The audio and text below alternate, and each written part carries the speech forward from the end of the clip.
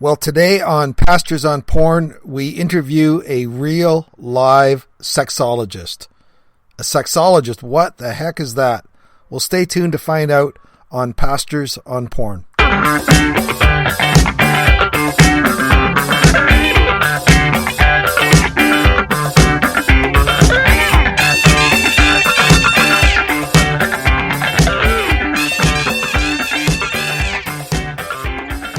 Well, let me welcome you back to Pastors on Porn. It's great to have you with us today in these interesting times. And today I have a special guest, Dr. Joe Beam from Tennessee. And I had heard about him and listened to him on Nate Larkin's podcast, the Pirate Monk podcast. And I said, you know what? I have to have him come on because he, I think, can give a really unique perspective on some of the issues that we've been dealing with. So welcome to the podcast, Dr. Joe. Well, thank you, Vern, and thank you for the invitation. You know, why don't you tell us just a little bit about yourself and your background so that just people and our listeners have a bit of an idea of who you are and what you do. Okay, I was a minister for 15 years after, starting out way back before you were born, probably. So I was a minister for 15 years, rapidly growing churches. And then because of my own problems, I lost my ministry position and then moved over to working in corporate America for several years. And then finally decided that because of the fact actually I divorced my wife and we were divorced for 3 years, then we remarried. For example, this summer will be 33 years in the second marriage. So your divorce didn't work out. I don't think I've heard it phrased that way before. That's very good. Divorce didn't work out. Well, in those 3 years, I lived a pretty godless lifestyle, doing lots of things that going places I never thought I'd go, doing things I never thought I'd do, saying things I never thought I'd say. But Alice and I put our marriage back together and then worked for a while to get it good again, and it didn't happen overnight. And by that time, I'd learned quite a bit in corporate America about how to help people change behavior. And we decided, wow, let's see if we can do that to help marriages. So I went back to get my PhD. I earned my PhD at the University of Sydney in Australia. Okay. I did that for a couple of reasons. One is because they're consistently rated in the top 1% of universities in the world, and I wanted to get in if I could. And then the second is it let me study what I wanted to. And so I earned my PhD basically studying the causes of and correlations between marital satisfaction and sexual satisfaction. So in that sense, I'm a sexologist. I've also taught human sexuality at a local university here in Nashville, Tennessee, for over 8 years as adjunct faculty in the psychology department. And along the way, we founded this nonprofit called Marriage Helper. And among other things, we do intensive 3-day workshops for couples who are in major trouble. About 90% of the people that come through that, 90% of the couples, I should say, one spouse doesn't want the marriage to work, and the other one does. And so it's usually the one who wants to come who somehow convinces the other. Sometimes they offer them a deal, like, if you just go through that 3 days with me, I'll give this in the divorce, or I'll finally sign the divorce papers, or, whatever. By the grace of God, our success rate from that is 77%. 3 out of 4 couples that come through that are still married 7 years later. Now, considering the fact that, one of them didn't want to be there. And 67%, and we've been doing this 21 years now, 67% of the couples that come to the workshop are there because of infidelity, either his or hers or both. And we get all kinds of professions, as you would understand, people from all over the world. For example, you're in Canada, nearly every month we have at least one, if not more, couples from Canada. But they also come from all around the world. They come from Beijing, they come from London, they come from Australia, they come from Singapore. I mean, they come from everywhere. And of course, most of them, just because of convenience sake, of course, are coming from within the continental United States. And in that, we see, like I said, a lot of different professions, but unfortunately, or fortunately, whatever it might be, fortunate in the sense we get to help, we see a lot of ministers, pastors, church leaders from various positions at church. 94% of the people that come to our workshop identify as Christian. And many of them, at least at some point, were active in their church, although they might not be by the time they get to us. Let me ask you about that, because the whole idea around this podcast, and I know the name Pastors on Porn kind of throws people, and I understand it's a bit of a shock kind of statement, but here's the idea. What I'm trying to communicate is that pastors and leaders and missionaries and nonprofit leaders, they struggle with sexual brokenness just like everybody else. Sometimes they're even more vulnerable. I guess I'd love to hear from you just what are some of the common issues that you are seeing in people who are pastors and ministry leaders who some people would say should know better, should be the good guys and girls. Is there some sort of unique profile that you're seeing, or particular manifestations that ministry just seems to exacerbate and by the time they get to you? Yeah, I'm just curious what you've noticed there, or is it maybe just a common thing for everybody? I don't know. Well, I do think it's pretty common for everybody, but when you come to people who are pastors or church leaders, I read a dissertation, it was 3 or 4 years ago at least, since I've read this dissertation. It would take me a while to find it again. But basically, it was a dissertation where, in a particular non-named denomination, that was part of the research, we're not going to tell where you're from, yep, they had surveyed the pastors. And this particular denomination, almost all the pastors are male. As a matter of fact, I think all of them were male in this particular denomination. Okay. And it was a conservative, Bible-believing type denomination. And so they sent the survey to the ministers all around, all the ministers they had, asking questions about pornography. Interestingly, some of the older ministers reacted with umbrage. How dare you imply that we would have a problem with this, et cetera, and just closed it off immediately. The ones that were younger, and I don't mean just like in their 20s, I mean younger than that old guard, if you will, were pretty open about it. And the percentage was extremely high. For example, and I'm shifting a little before I come back to that, I was speaking for the pastors in a particular district of a particular denomination. It was a certain state, was a district, and all their pastors had come together. Yep. And they were quoting a research done by their home office of this particular, and again, a very conservative Bible-believing denomination. And they said that more than 50% of their pastors were admitting the fact that they were struggling with pornography. Mm-hmm. Now, back to this PhD research dissertation, as they went through that, they found that there were various reasons that pastors might do it. The first we'll just say are what the counselors and psychologists would call the sex addicts. Actually, because I'm a sexologist, we call it compulsive sexual behavior, but that's more semantics than anything. Okay. Sure. And they found that some of them were that, but not the majority by any means. They found that for a lot of them, it was the fact that these men, and again, in this particular denomination, they were all men, that these men had certain sexual curiosities, like I would like to try this with my wife, or I'd like to try that with my wife. And because they were afraid that if they said to their wife, I want to try this or try that. Now, you can fill in the blanks there, Vern. Sure, yeah.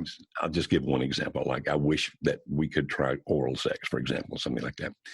And they were afraid to mention it to their wives for fear that their wives would think them ungodly, unholy. How much are you operating out of the flesh? How bad are you? You're not the man I thought you were. And so what these guys were tending to do is that they then were looking at porn as kind of an outlet for their curiosity. Now, it doesn't justify their looking at porn, don't misunderstand. We were just trying to understand their motivations. We're not trying to justify anything they did, just understand why did you do it. And it's like, I'm really curious about this. And if you think about it, on the media, sex is everywhere. Even in sitcoms, sex is everywhere. Right. And it's been normalized that people look at pornography. One of the most popular sitcoms, one that just recently ended its several, 12-year run, the Big Bang Theory, those guys would talk about watching porn as if everybody did. Absolutely. And so these pastors were like, okay, I'll do that because I'm super curious about this. And then there was another group who were willing to talk to their wives about their sexual desires of things to try. And then these guys, either with or without their wives, and often their wives would participate, would actually go look at pornography thinking that this is their primary method of education to learn how to do it. Hmm. And so you had people that were the, quote, sex addicts, unquote. You had the people that were like, I'm sublimating this desire through pornography because I can't appear to be ungodly by talking about sex to my wife.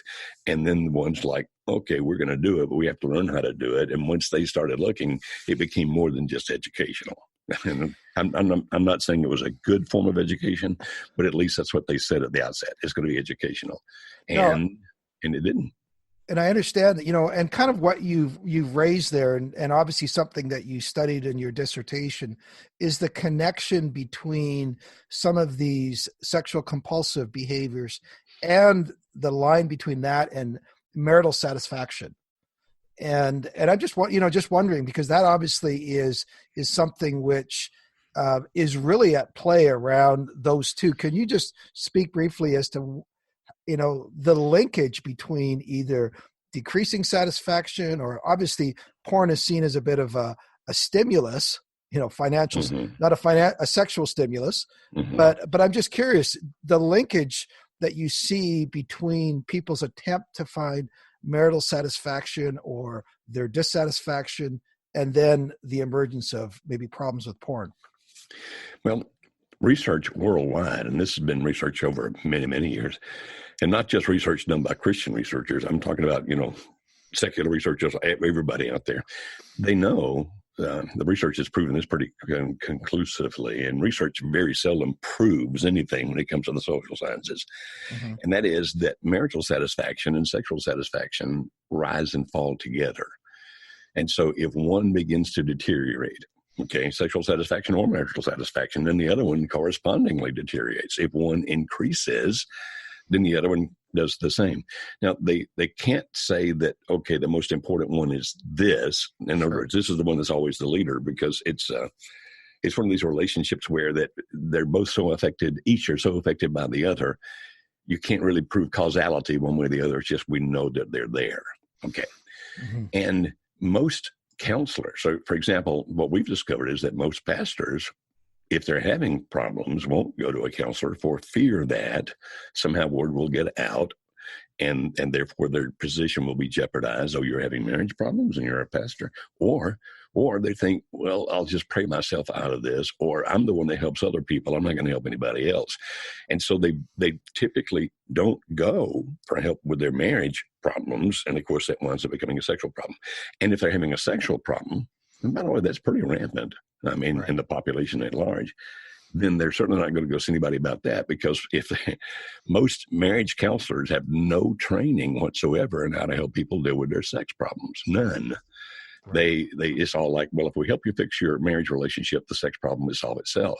And that can and often does work, but not always. And so it's like, we're not going to go get help when we need to, or if we do, the counselor's not going to be trained in how to help us in what we're doing. And so they wind up in this conflict in their marriage. And again, it's just because porn is so prevalent, it's everywhere, then it's a matter of, I'm just going to somehow get some relief by looking at this.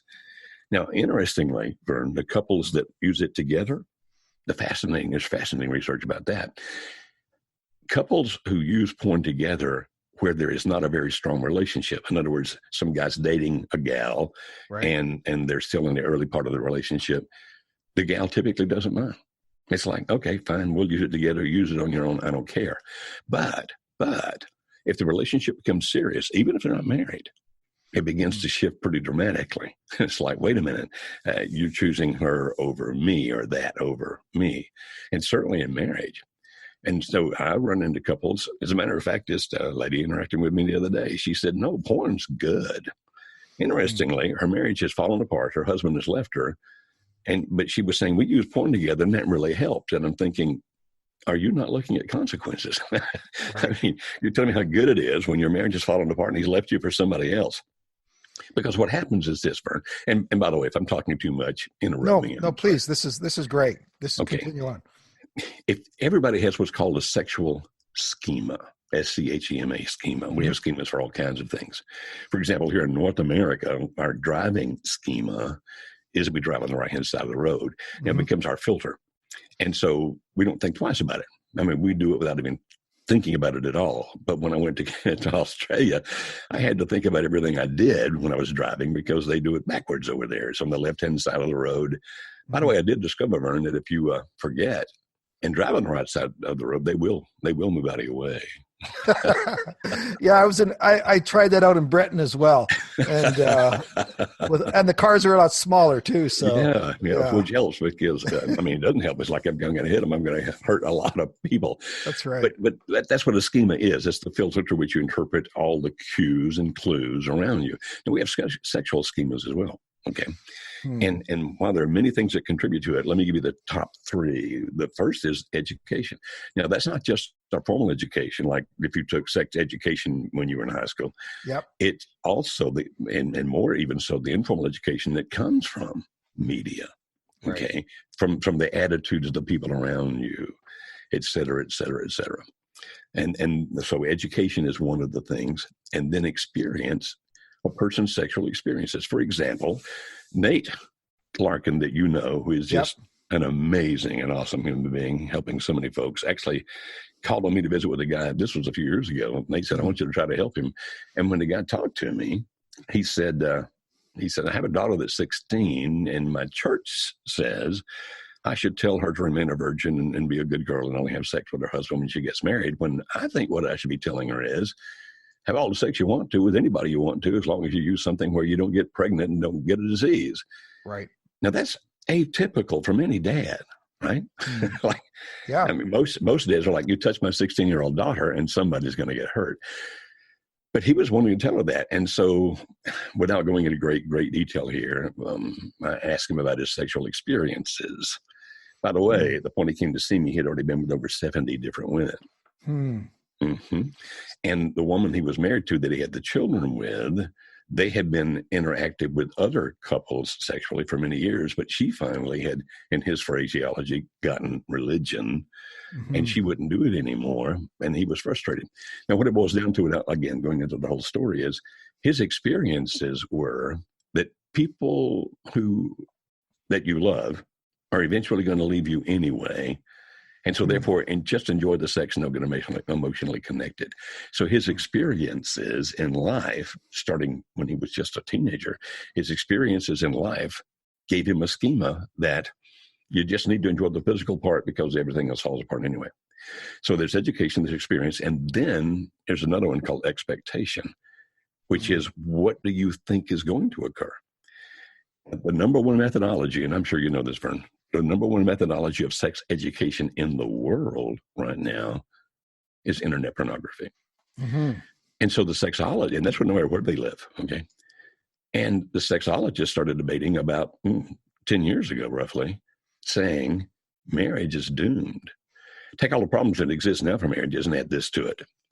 You have generations coming up whose education about sex has been watching internet pornography. Therefore, they're going to expect their partner to want to have sex 24 hours a day, 365 days a year, in any orifice, any place, anything with other people involved if we want. And always to look like they're 23 to 26 or 20 to 25 or 17 to 23.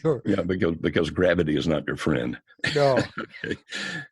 As they get older, you know what I'm saying here. Exactly. But the point is, they're saying that they're never going to find a spouse who's going to fulfill all that, because even the porn stars don't want to have sex every day. You understand? They're paid to do that. Well, you know that. You're aware of all these things. And so you put those three things together, the education, the experiences, and the expectations, and we've created a sexual schema, particularly among the young, that it's all about just having sexual pleasure with limited emotional connection. And that's how you're going to go through this. Now, take that and look at the pastors, because we're living in a world that's creating that schema all around us. And there are actually religious people out there, pastors, for example. I've actually seen some of their writings who say, well, as long as you're not using or harming the other person, it's quite all right.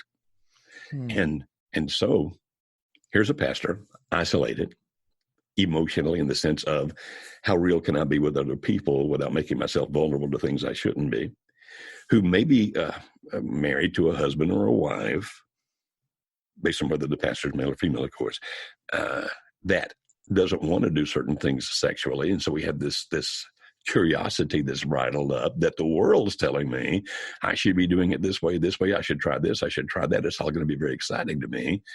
And who do I go to?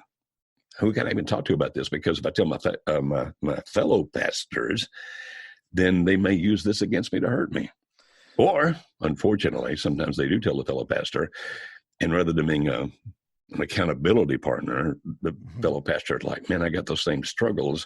Maybe it's not quite so bad. And so here we have these people coming to us like that. Who are, go ahead. Well, and it's interesting because as I'm listening to you describe some of this process, and I guess my takeaway from your interview with Nate was, we have robbed ourselves of the ability to grow older with our partners, because we have become so, the schema you're describing is around this young, hot, always willing, unbelievably beautiful, 20 something or whatever. I'm just, throwing that out there.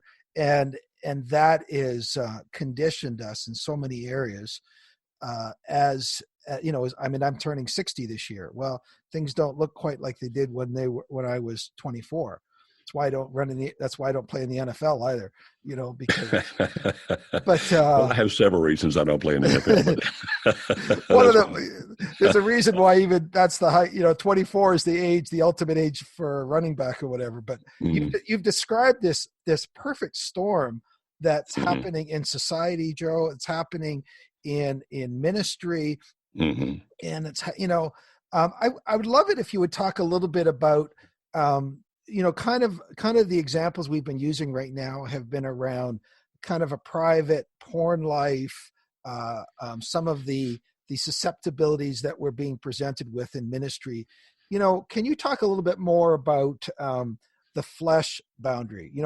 As I work with guys, one of my questions is, okay, which boundaries have you crossed? Have you crossed the flesh boundary? Are you now moving? And so many guys have found they started with porn, and before you know it, then they were on chat lines and talking with real people, and then eventually susceptible to a real life relationship.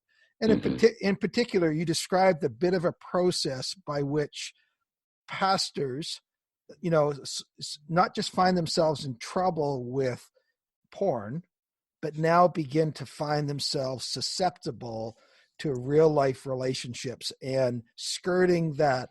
You know what I mean by the real person boundary? And describe to me a little bit of how that progression happens, where pastors could look back and go, I never saw it coming, or I just can't believe I ended up here. Well, there are kind of two different ways to go there, Vern. One is this, what you're describing. Okay, I've been on that process. I've been, process, as you say in Canada. Okay, as I've been moving along, this led to that, and that led to that, and that led to that, and finally I found myself wanting that. Interesting. Pastors I've dealt with that have been through that process to wind up heavily into pornography, typically, and which eventually leads into, well, even prostitutes. Okay, it could be that one person, but typically the ones that go that pattern, what we have seen, and of course, I'm not saying this is universal, I'm giving our experience. Now, we have dealt with thousands and thousands and thousands of couples, but it doesn't mean that I have all the evidence here, okay? But if they go that way, they typically don't develop a strong emotional connection to the person that they wind up having sex with.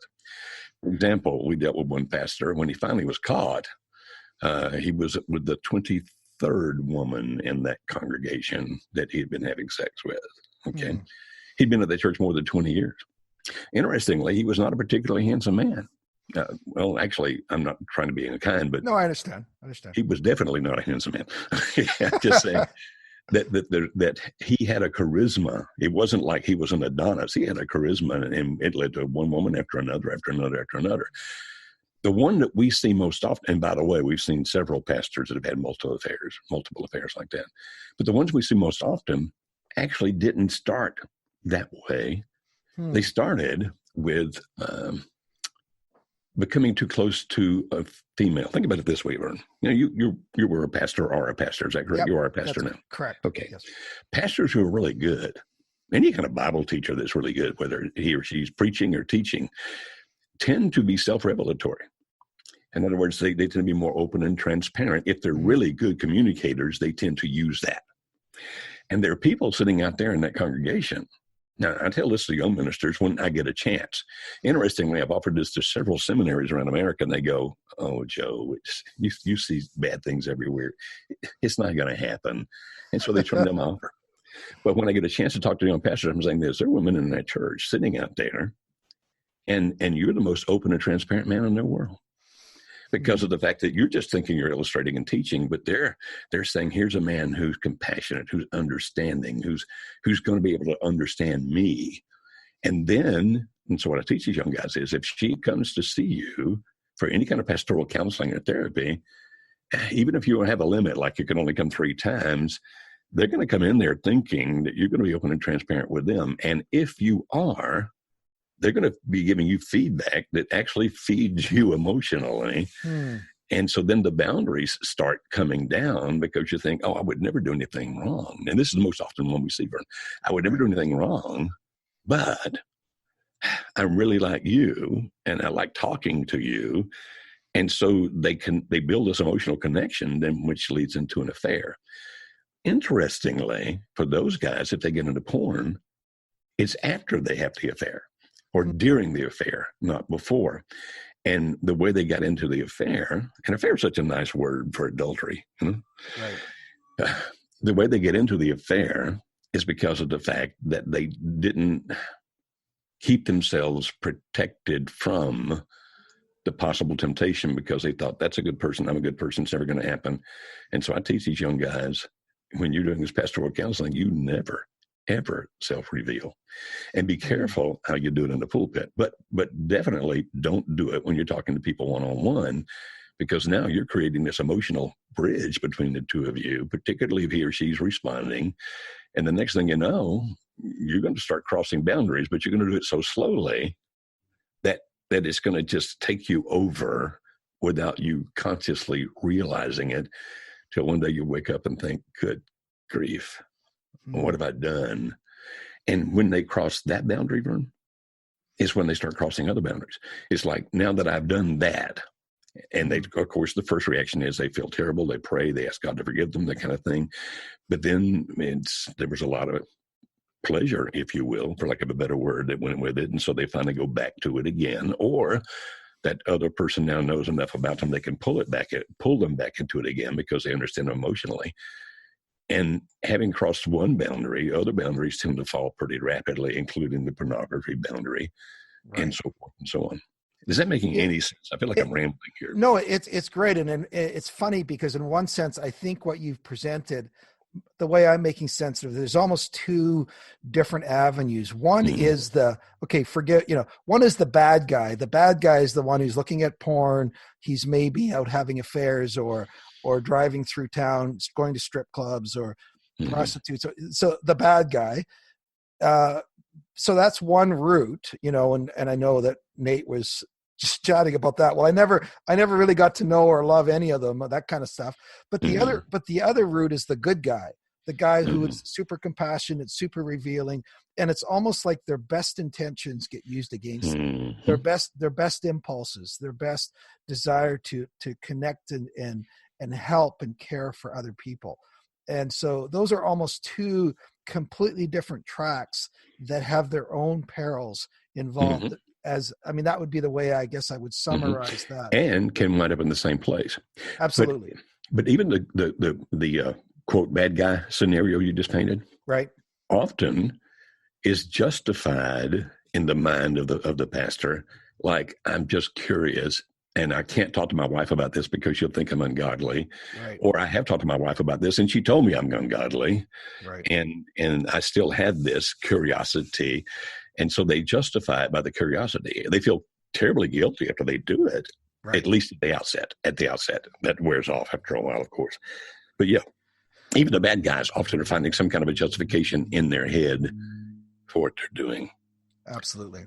Well, Dr. Joe, it's been fascinating discussion. I so appreciate the time you've given us. I would love it if you would just share, because I think a lot of everyone who's a pastor knows couples, I mean, not only for their own life, if they're hitting marriage problems or they're, but everybody knows couples in their church that are going, there's one last gasp effort and they would dearly love to see some sort of reconciliation happen.